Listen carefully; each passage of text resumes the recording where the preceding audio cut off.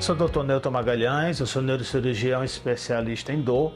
Hoje eu quero falar para vocês sobre cefaleia, sobre dor de cabeça, que é a causa mais frequente de busca nos consultórios médicos, principalmente nos consultórios de neuro.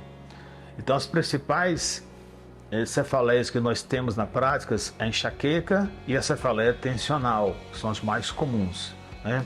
A enxaqueca, ela requer um tratamento específico, geralmente o tratamento profilático e o tratamento das crises. E os pacientes têm resistência a fazer esse tratamento algumas vezes, né? Então, o tratamento profilático significa que nós vamos introduzir medicações que vão evitar crises fortes ou vão diminuir a frequência de crises.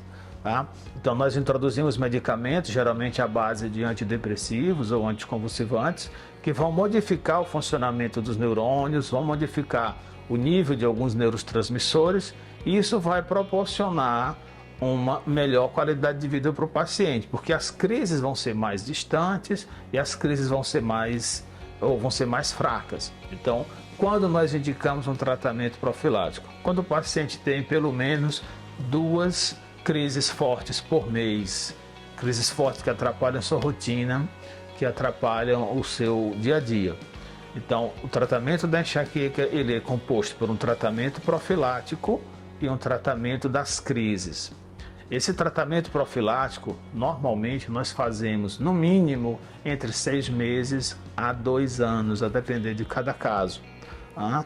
E o tratamento das crises nós devemos fazer geralmente por 72 horas, porque pelo conceito de enxaqueca, que é uma cefaleia pulsátil unilateral, que dura entre 4 e 72 horas, se você não tomar as medicações para a crise corretamente, em até 3 dias, essas crises podem voltar e essa dor de cabeça pode se estender por 1 semana ou mais.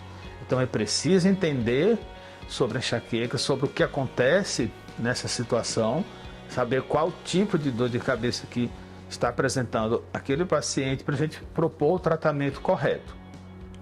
Agora eu quero falar sobre a cefaleia tensional. A cefaleia tensional é diferente da enxaqueca.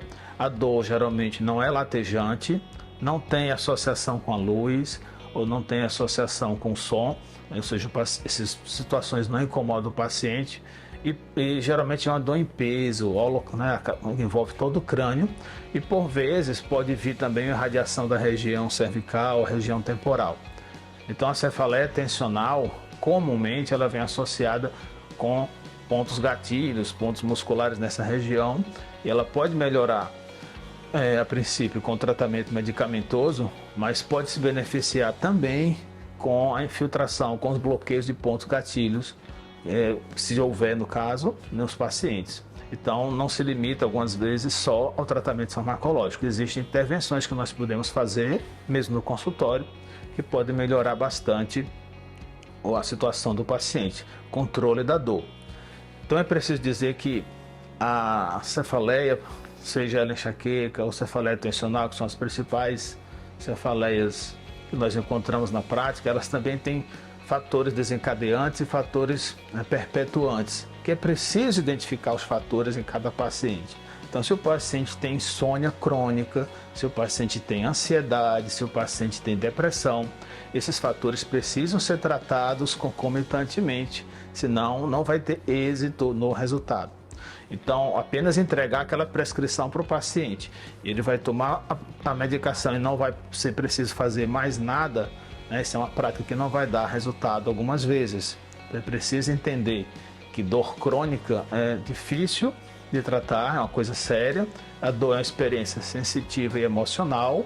E em termos de dor crônica, ou a gente trata tudo, ou seja, trata todas as áreas do paciente, ou a gente não vai ter resultado. Então é preciso entender o que acontece em cada paciente, é preciso ter uma visão biopsicossocial, uma visão global, para propor um tratamento correto e devolver uma qualidade de vida para o paciente que sofre com dor.